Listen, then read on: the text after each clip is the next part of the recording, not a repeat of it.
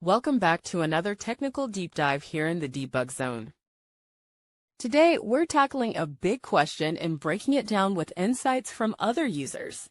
Hopefully, this clears up some misconceptions and helps you get the answer you need.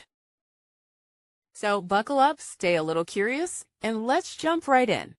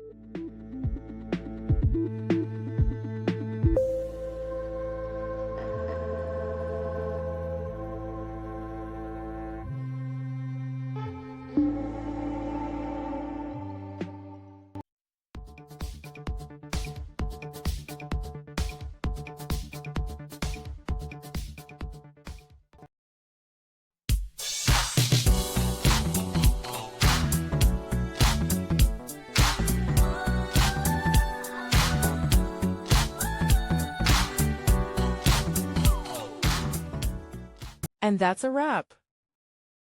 I hope you found the answer you were looking for. If you did, take a second to hit that subscribe button. It really helps out. And let me know in the comments which solution worked best for you. See you next time in the debug zone.